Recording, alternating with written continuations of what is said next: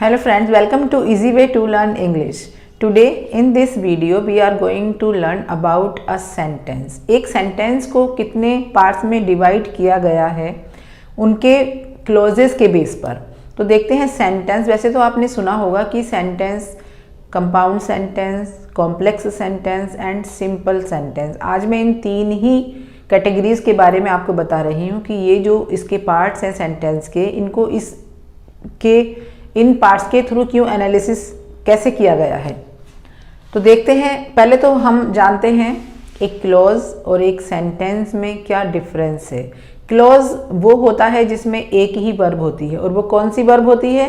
वो होती है finite verb. Non finite verb के बारे में आपने बहुत पढ़ा होगा, लेकिन फाइनाइट वर्ब क्या होती है, चलिए ये भी थोड़ा सा रिव्यू कर लेते हैं कि फाइनाइट वर्ब और नॉन फाइनाइट वर्ब में क्या डिफरेंस है। एक सेंटेंस में एक जब जो सब्जेक्ट के बाद जस्ट आफ्टर द सब्जेक्ट जो एक वर्ब आती है, जैसे अभी सेंटेंस ले लेते हैं, I read a book. I read a book, मैं एक बुक पढ़ती हूँ। I read a book. अब ये जो वर्ब आई है I read a book, this is finite verb. क्यों है फाइनाइट वर्ब? क्योंकि ये सब्जेक्ट के अकॉर्डिंग, अगर मैं लगाती हूँ ही रीड्स अ बुक, तो इस सब्जेक्ट के अकॉर्डिंग इसमें मैंने एस लगा दिया और ये चेंज हो गई। तो जो वर्ब सब्जेक्ट के और टेंस के अकॉर्डिंग चेंज हो जाती है, ही रीड्स अ बुक, वो कहलाती है फाइनाइट वर्ब। वो कहलाती है finite verb. I write a letter, मैं एक लेटर लिखती हूँ। She writes a letter, she के साथ मैं राइट नहीं लगाऊंगी, मैं राइट्स लगाऊंगी, because she is singular person, और शी के साथ राइट्स लगेगा। अगर मैं पास्ट की बात करूंगी तो शी रोट अ लेटर, उसने एक लेटर लिखा। She wrote a letter, WROTE, wrote हो जाएगा, वहां पर वर्ब की सेकंड फॉर्म लग जाएगी। अपने लिए भी मैं बात करूंगी, अगर आई रोट अ लेटर, मैंने एक लेटर लिखा, मैं एक लेटर लिख चुकी हूँ। I have written a letter, I have written a letter, she has written a letter. अब ये जो राइट की फॉर्म्स थी, मैंने तीनों ही इनके यूज़ बता दिए।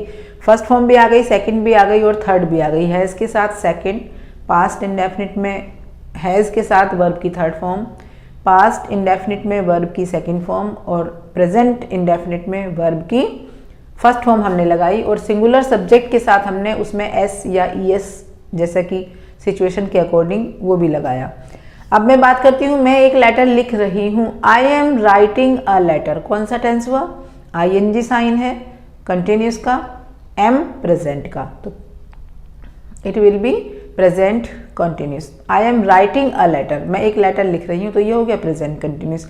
अब राइट को हमने कितनी फॉर्म में देख लिया? रोट भी देखा, राइटिंग भी देखा, रिटन भी देखा। तो जो सब्जेक्ट के और टेंस के अकॉर्डिंग चेंज हो जाती है वो होती है फाइनाइट वर्ब। अब नॉन फाइनाइट क्या होती है? नॉन फाइनाइट जैसे कि जेरंड, इन्फिनेटिव, पास्ट पार्टिसिपल, ये कभी चेंज नहीं होते, हमारे सब्जेक्ट के अकॉर्डिंग चेंज नहीं होते। Look at the board, I have written 2 sentences. These are, the policeman ran fast to catch the thief. Policeman तेजी से भागा, टू कैच द थीफ, क्या करने के लिए? टू कैच, पकड़ने के लिए, थीफ को पकड़ने के लिए, टू कैच द थीफ। अब यहाँ पर टू कैच, अगर मैं यहाँ पर पुलिसमैन रैन की जगह मैं कर दूँ पुलिसमैन इज रनिंग कर दूँ, या पुलिसमैन वॉज रनिंग कर दूँ, ये तो चेंज होगा, ये वाली वर्ब तो चेंज होगी, because this is finite verb. Finite verb को हम चेंज कर सकते हैं, बट ये कभी भी चेंज नहीं होगा।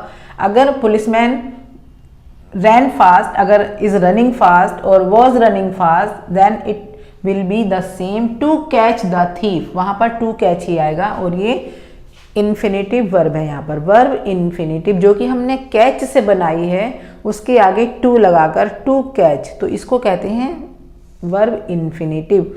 क्यों लगाते हैं टू का यूज करके वर्ब? क्योंकि हम एक सेंटेंस में 2 वर्ब नहीं यूज कर सकते। अगर हम 2 वर्ब यूज करेंगे तो वो सेंटेंस तो एक ही रहेगा, लेकिन 2 क्लॉजेज बन जाएंगी। बट हमें 2 क्लॉजेज ना बनाकर जब एक ही क्लॉज बनानी होती है एक सेंटेंस में एक ही वर्ब रखनी होती है, तो दूसरी वर्ब को हम जेरंड, या इन्फिनेटिव बनाकर यूज़ करते हैं। तो यहाँ पर हमने इन्फिनेटिव बनाकर टू कैच यूज़ किया है, जो कि एक नाउन का काम करता है। I am fond of reading, अब हमने लिया है I am fond of reading. अगर मैं यहाँ कर दूँ मुझे पढ़ने का शौक है, अगर मैं करूँ I was fond of reading, था तो वॉज हो जाएगा, ये चेंज हो जाएगी क्योंकि दिस इज फाइनाइट वर्ब। और she is fond of reading, तो शी अगर मैं लगा दूंगी तो इज हो जाएगा, मीन्स सब्जेक्ट के हिसाब से चेंज हो जाएगा because this is finite verb. और ये इनफाइनाइट वर्ब है तो ये कभी भी चेंज नहीं होगी, यहाँ पर हो जाएगा हमेशा ही रीडिंग रहेगा। यहाँ पर फॉन्ड ऑफ रीडिंग हमेशा ही रहेगा रीडिंग, क्योंकि ये हमने जेरंड बनाकर इसको यूज़ किया है रीड को। आईएनजी लगाकर जेरंड बनाते हैं और टू लगाकर इन्फिनेटिव बनाते हैं, तो यहाँ पर जेरंड का यूज़ हुआ है जो कि अगेन एक नाउन का ही काम कर रहा है। तो इसका चैप्टर हम यहीं क्लोज करते हैं। अब हम यहाँ पर आते हैं सेंटेंस में। जैसे कि फर्स्ट सेंटेंस है Rajan has a big house, राजन का एक बड़ा घर है। अब ये सेंटेंस एक है और इसमें कोई क्लोज नहीं है, कोई एक ही क्लोज है, कोई कंजंक्शन नहीं है। Without conjunction only having one verb, that is simple sentence. कौन सा सेंटेंस हुआ? Simple sentence. ठीक है, हम यही तो पढ़ने वाले हैं, simple, complex and compound. Next आता है कंपाउंड सेंटेंस। सिंपल क्यों है? क्योंकि एक ही वर्ब है और कोई कंजंक्शन भी नहीं है, इसे हम क्लोज भी कह सकते हैं। जब एक ही वर्ब होती है तो उसे हम क्लोज भी कहते हैं, बट सेंटेंस ही कहा जाता है simple sentence. Rajan has a house and it is very big.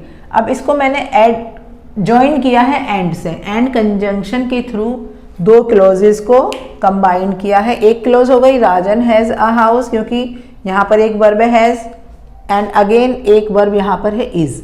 It is very big, अगर मैं इतना ना भी देखूं इट इज़ वेरी बिग तो भी सेंटेंस अपने आप में कंप्लीट है। कोई ये वाली जो क्लोज है ये इस पर डिपेंड नहीं करती है, इंडिपेंडेंट क्लोज है ये। हम इसका मीनिंग कंप्लीटली निकल रहा है, बिल्कुल फ्री होकर इसका मीनिंग निकल रहा है, ये इस पर डिपेंड नहीं है। इट इज़ वेरी बिग, हम वैसे भी एक सेंटेंस लिख देते हैं इट इज़ वेरी बिग, ये बहुत बड़ा है, इट इज़ वेरी बिग, इस पर डिपेंड नहीं है, इंडिपेंडेंट क्लोज है, तो इसको कहेंगे conjunction, coordinate conjunction. Coordinate conjunction जब दो क्लोज को ऐड करता है तो दोनों ही क्लोज अपने आप में एक कोऑर्डिनेटिंग क्लोज होती हैं, वो एक दूसरे पर डिपेंड नहीं करती, दोनों ही क्लोजेस इंडिपेंडेंट हैं। ठीक है, आते हैं तो ये कौन सा सेंटेंस हुआ? ये हुआ कंपाउंड सेंटेंस। कंपाउंड सेंटेंस क्या होते हैं? जब कोई भी दो क्लोजेस कंबाइंड होती हैं किसी ऐसे कंजंक्शन के थ्रू जो एक कोऑर्डिनेटिंग कंजंक्शन है, जो और दोनों ही क्लोजेस अपने आप में फ्री हैं, एक दूसरे पर डिपेंड नहीं है। Rajan has a house which is very big. अब अगर मैं इतना रीड करती हूँ विच इज़ वेरी बिग, तो हमारे अंदर एक क्यूरियोसिटी होती है कि विच इज़ वेरी बिग कौन सा वाला, हमें पीछे जाना पड़ेगा। कौन सा वाला? राजन हैज़ अ हाउस, जो हाउस राजन के पास है वो वाला हाउस बहुत बड़ा है। तो यहाँ पर हमें इस क्लोज के लिए इस वाली क्लोज का सहारा लेना पड़ रहा है उसको समझने के लिए। तो जब हम इस तरह की कोई सेंटेंस देखते हैं जहाँ पर कंजंक्शन तो है लेकिन जो आगे क्लोज है वो दूसरे सेंटेंस पर डिपेंड करता है, इंडिपेंडेंट नहीं है। एक तो प्रिंसिपल क्लोज है जो कि बिल्कुल इंडिपेंडेंट है, दूसरी वाली नहीं है, ये सबऑर्डिनेट क्लोज है जो इस पर डिपेंड करती है। दिस इज प्रिंसिपल क्लोज और दिस इज सबऑर्डिनेट क्लोज जो इस पर डिपेंड करती है और विच कंजंक्शन से ऐड हुई है। तो ये हो गया कॉम्प्लेक्स सेंटेंस। तो कॉम्प्लेक्स सेंटेंस की दोनों क्लोजेस एकदम से फ्री नहीं होती हैं, वो इंडिपेंडेंट एक ही क्लोज होती है जिसे हम प्रिंसिपल क्लोज कहते हैं और दूसरी होती है सबऑर्डिनेट क्लोज जो इस पर डिपेंड करती है। अभी देखते हैं कुछ सेंटेंसेस, उनके थ्रू हम आसानी से और समझने की कोशिश करें। Let's see how we can differentiate the sentences. तो first sentence is Chandigarh is a planned city. Chandigarh एक प्लैन्ड सिटी है। अब इसमें हमारे पास एक ही वर्ब है और जब एक ही वर्ब है और सीधा सीधा मीनिंग निकल रहा है उसका, तो then this is simple sentence. This is simple sentence. एक ही क्लोज है और वही मेन क्लोज है इसमें। Mathematics is an interesting subject for me. Mathematics is an interesting subject for me. इसमें भी हमें एक ही वर्ब दिखाई दे रही है, इज और कहीं कोई वर्ब नहीं है, एक ही वर्ब है और कोई कंजंक्शन भी नहीं है, तो that is also a simple sentence. Time and tide wait for no one, time and tide wait for no one, किसी का भी वेट नहीं करते टाइम एंड टाइड। तो ये भी एक सिंपल वन सेंटेंस है, एक ही क्लोज, मतलब एक ही क्लोज है, हम सेंटेंस बोल रहे हैं but this is a close. Close क्या होती है? जिसमें एक ही वर्ब होती है और कोई कंजंक्शन नहीं होता है, तो इसमें एक ही वर्ब है, that is wait for no one, किसी का भी वेट नहीं करते। तो यहाँ पर वर्ब है वेट, यहाँ वर्ब थी इज और यहाँ verb on again is. So this is simple sentence also. He ordered lunch for me. He ordered lunch for me. I think आपने guess कर लिया होगा कि verb क्या है इसमें। Yes, you are right. The verb is ordered और verb की कौन सी form है? Second form. He ordered lunch for me. एक ही verb है, no verb is there again. Next, सिर्फ simple one verb is there. This is ordered और second form है order की। तो कौन सा tense हुआ? Past indefinite. तो ये 4 सेंटेंसेस थे सिंपल सेंटेंसेस, क्योंकि इनमें एक ही वर्ब थी और कोई कंजंक्शन भी नहीं था और उनका मीनिंग बिल्कुल क्लियर था। अब हम देखते हैं कंपाउंड सेंटेंसेस। कंपाउंड सेंटेंसेस क्या होते हैं? जो दो क्लोज होती हैं और दोनों ही फ्री होती हैं, एक दूसरे पर कोई डिपेंड नहीं होती। मेन क्लोज होती हैं, दोनों ही प्रिंसिपल क्लोज कहलाती हैं, मेन क्लोज कहलाती हैं और एक दूसरे पर डिपेंड भी नहीं है। They may either stay in the hostel, या तो वो हॉस्टल में ठहर सकते हैं और विद देयर पेरेंट्स, या वो अपने पेरेंट्स के साथ ठहर सकते हैं। दोनों ही बिल्कुल फ्री क्लॉजेज हैं, एक दूसरे पर डिपेंड नहीं कर रही हैं। हॉस्टल में ठहर जाओ या अपने मम्मी पापा के साथ ठहर जाओ। तो दे में यहाँ पर 2 वर्ब हमें दिखाई दे रही हैं, एक तो मे और दूसरी वर्ब है they may either stay, stay और एक मे, 2 वर्ब है यहाँ पर और दोनों ही अपना अपना अलग मीनिंग दे रही हैं। इस वर्ब के साथ वो हॉस्टल में ठहर सकते हैं और दूसरी वर्ब हमें दिखाई दे रही है पेरेंट्स के साथ ठहरने के लिए कि वो अपने पेरेंट्स के साथ ठहर सकते हैं। ठीक है, तो ये दोनों ही क्लॉजेज बिल्कुल इंडिपेंडेंट हैं। दूसरा सेंटेंस देखते हैं, द फ्लावर्स वर ब्लूमिंग। इसका दोनों ही प्रोनाउंसिएशन सही होते हैं, फ्लावर्स एंड फ्लावर्स। यहाँ ब्रिटिश और अमेरिकन का थोड़ा डिफरेंस होता है, बाकी दोनों ही प्रोनाउंसिएशन सही हैं। आप फ्लावर्स भी कह सकते हैं और फ्लावर्स भी कह सकते हैं। The flowers were blooming and the birds were singing. And conjunction से ज्वाइन किया गया है और एंड जो कंजंक्शन है वो एक कोऑर्डिनेटिंग कंजंक्शन होता है। एंड कोऑर्डिनेटिंग कंजंक्शन से जब 2 क्लोज जुड़ी होती हैं तो दोनों ही फ्री होती हैं और दोनों ही एक दूसरे पर डिपेंड नहीं करती हैं, तो उस सेंटेंस को कहा जाता है compound sentence. There is nothing either good, कुछ भी अच्छा नहीं है और ना ही बुरा है, और bad, but thinking makes it so. जो थिंकिंग है वो इसको अच्छा या बुरा बनाती है, but thinking makes it so. तो यहाँ कौन सा कंजंक्शन हमने लिया है? और, तो 2 वर्ड को जोड़ने के लिए आया है, तो इस टाइम हमें और से कोई मतलब नहीं है, ये तो 2 वर्ड्स को कंबाइन कर रहा है। यहाँ हम जो सेंटेंस को जोड़ रहा है दैट इज बट, और बट भी एक कंजंक्शन है, कोऑर्डिनेटिंग कंजंक्शन, जो कि हमें कंपाउंड सेंटेंस में ही 2 क्लोजेस को जोड़ने में काम आता है, बट। तो this is compound sentence. Many are called but few are chosen, this is chosen. Choose की सेकेंड फॉर्म चोजन और थर्ड फॉर्म भी chosen. Many are called but few are chosen, कुछ को ही सेलेक्ट किया गया, बहुत सारे बुलाए गए थे पर कुछ को ही सेलेक्ट किया गया, और किस कंजंक्शन से ऐड हुआ है? बट, और बट भी एक कोऑर्डिनेटिंग कंजंक्शन है, तो that's why this is compound sentence. Robert is wealthy yet he is not happy. Robert wealthy है, पैसे वाला है, बट फिर भी वो खुश नहीं है। यट से जोड़ा है, यट भी एक कोऑर्डिनेटिंग कंजंक्शन है। जब कोऑर्डिनेटिंग कंजंक्शन 2 क्लोजेस को जोड़ा जाता है तब वो कंपाउंड सेंटेंस होता है। She is not only a dancer but also a good singer. But से जोड़ा है, but also is a coordinating conjunction, और जब कोऑर्डिनेटिंग कंजंक्शन से 2 क्लॉजेस ऐड की जाती हैं तब वो कंपाउंड सेंटेंस होता है। मैं भी आपको बताऊंगी कौन कौन से कोऑर्डिनेटिंग कंजंक्शन होते हैं और कौन कौन से सब ऑर्डिनेटिंग कंजंक्शंस होते हैं, अभी मैं लास्ट में क्लियर करूंगी आपको। ठीक है, तो these are compound sentences 1 2 3 4 5 6 compound sentences, 1 2 3 4 these are simple sentences. अब हम देखते हैं कॉम्प्लेक्स सेंटेंसेज, और आप उनको देखकर समझ जाएंगे कि ये क्यों कंपाउंड है और क्यों सिंपल है, क्योंकि वो होते ही इतने कॉम्प्लेक्स हैं, उनमें इतना ही कॉम्प्लेक्स होता है। Now we will see complex sentences. The children rode an elephant when they visited the park. जब बच्चे पार्क में गए तो उन्होंने एलिफेंट पर सवारी की। रोड मीन्स सवारी करना, सवारी की सेकंड फॉर्म लगी है, पास्ट की बात हो गई है। तो यहाँ पर हमने देखा कि कंजंक्शन है व्हेन, व्हेन से जुड़ी हैं दो क्लॉजेस, तो ये हो गया कॉम्प्लेक्स सेंटेंसेस, क्योंकि हमें रीजन देना पड़ता है। इस वाले जो कॉम्प्लेक्स सेंटेंस होता है उसमें हमें रीजन देना पड़ता है कंजंक्शन के बाद। तो when they visited the park, जब वो पार्क में गए थे। कब की थी उन्होंने सवारी एलिफेंट की? जब वो पार्क में गए थे। कब? जब वो पार्क में गए थे। तो इस तरह से दो क्लोजेस को जब कोई सबऑर्डिनेटिंग कंजंक्शन उनको जोड़ता है, सबऑर्डिनेटिंग कंजंक्शन मैंने आपके लिए लिखे हुए भी है नीचे, तो वहां पर होती है complex sentence. I think that, that भी एक सबऑर्डिनेटिंग कंजंक्शन है। I think that he will not accept your proposal, मुझे लगता है कि वो तुम्हारा प्रपोजल एक्सेप्ट नहीं करेगा। तो I think that he will not accept, ये भी सबऑर्डिनेटिंग कंजंक्शन है। तो इसलिए दिस इज कॉम्प्लेक्स सेंटेंसेस, क्योंकि हमें आई थिंक, मुझे ऐसा लगता है कि के बाद तो हम सेंटेंस को लंबा ही करेंगे ना, पूरा रीजन बताएंगे। तो जब हम रीजन बताने वाली बातें करते हैं वहां पर, और दोनों क्लॉजेस फ्री नहीं हैं एक दूसरे पर, जो सेकंड क्लॉज है, जो कि ये तो मेन क्लॉज हो गई आई थिंक। आई थिंक तो हम वैसे भी बोल देते हैं, आई think, I feel, I think, तो ये तो अपने आप में फ्री क्लॉज है, मतलब ये किसी पर डिपेंड नहीं है। लेकिन जो सेकंड क्लॉज है, जो कि सबऑर्डिनेटिंग क्लॉज है, वो फर्स्ट क्लॉज पर डिपेंड करती है कि मुझे कैसा लगता है, ये अपने आप में कंप्लीट नहीं है, इस पर डिपेंड करती है। That's why this is subordinating clause और this is subordinating conjunction that. Complex sentence बना।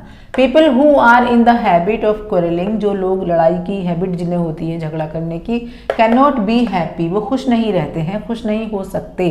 तो हमें रीजन देना पड़ा, who are in the habit of quarrelling can not be happy, वो खुश नहीं रह सकते। तो यहाँ पर हु एक सबऑर्डिनेटिंग कंजंक्शन है, that's why this is complex sentence. He worked as if also एक सबऑर्डिनेटिंग कंजंक्शन है, तो दिस इज कॉम्प्लेक्स सेंटेंस, क्योंकि वो काम करता था जैसे कि, मानो, एज इफ का मतलब होता है मानो, मानो जैसे कि। ही वॉज इन अ हरी, वो बहुत जल्दी में रहता हो, या उसे बहुत जल्दी थी, उसने ऐसे काम किया। तो एज इफ के बाद हमें सेंटेंस को कंप्लीट करना पड़ेगा, जो हमें रीजन बताएगा इसका कि उसने कैसा काम किया। I don't know where my friends are, मुझे नहीं पता मेरे दोस्त कहाँ हैं। आई डोंट नो, मुझे नहीं पता, यहाँ पर मैंने आर बाद में लगाया है, जबकि जब कोई क्वेश्चन होता है तो आर हम क्वेश्चन वर्ड के बाद लगाते हैं, वेयर आर माई फ्रेंड्स। लेकिन मैं पूछ नहीं रही हूँ किसी से, मैं तो सिर्फ अपने आप से ही एक सवाल जवाब कर रही हूँ कि मुझे पता नहीं कि मेरे दोस्त कहाँ हैं। और यहाँ पर क्वेश्चन मार्क भी नहीं है, और ये यहाँ पर क्वेश्चन वर्ड भी नहीं है, ये यहाँ पर एज अ कंजंक्शन वर्क कर रहा है, वेयर। तो वेयर माई फ्रेंड्स आर, कि मेरे दोस्त कहाँ हैं। आई डोंट नो, वेयर भी एक सबऑर्डिनेटिंग कंजंक्शन है, तो ये हो गया कॉम्प्लेक्स सेंटेंस। अब आपको पता चला होगा कि कॉम्प्लेक्स सेंटेंस कितने कॉम्प्लिकेटिंग होते हैं, ठीक है। अब हम देखते हैं कोऑर्डिनेटिंग कंजंक्शन क्या होते हैं और सबऑर्डिनेटिंग कंजंक्शन क्या होते हैं। कोऑर्डिनेटिंग कंजंक्शन, इन कंजंक्शन से जब कोई दो क्लॉजेस ऐड होती हैं, ज्वाइन होती हैं, तब वो होता है कंपाउंड सेंटेंस। अगर एंड को लगाएंगे, जोड़ेंगे, तब कंपाउंड होगा, स्टिल से कंपाउंड बनेगा। ये सारे ही conjunction and, still, but, yet, or, for, so, else, otherwise, as well as, ये हमें रीजन बताने के काम में नहीं आते हैं, ये सिर्फ दो इंडिपेंडेंट क्लोज को जोड़ते हैं, तो वहां पर होता है कंपाउंड सेंटेंस। अब देखते हैं सबऑर्डिनेटिंग कंजंक्शन। सबऑर्डिनेटिंग कंजंक्शन तो क्वेश्चन वर्ड से ही भरा पड़ा है, जैसे कि when, who, which, where, whereas, whenever, WH से ही ज़्यादातर स्टार्टिंग है, WH से। तो एक तो यही पहचान हो गई इनकी। दूसरी बात, ऐसे कंजंक्शन होते हैं जो आगे सेंटेंस में रीजन बताते हैं किसी चीज़ का, कि कोई काम कहाँ, कब, कैसे, क्यों। वाई भी है इसमें, वाई लिखा नहीं किया शायद, वाई, एक वाई भी लिख लीजिए, ठीक है। तो ये सारे हैं subordinating conjunction. When, while, who, which, where, after, before, whereas, wherever और वेन एवर भी दोनों ही हैं। Since, as, if, as if का कॉम्बिनेशन भी होता है और एज इफ अलग अलग भी होता है। वेदर, अनलेस, बिकॉज, दैट, दो एंड बाय। तो ये सारे सबऑर्डिनेटिंग कंजंक्शन है जिनमें एक क्लोज सबऑर्डिनेट होती है दूसरी क्लोज पर।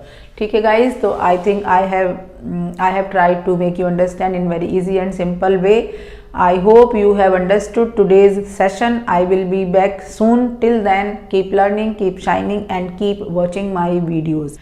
If you haven't subscribed my channel yet, please subscribe to it. I will be back soon. Till then, bye. Keep shining.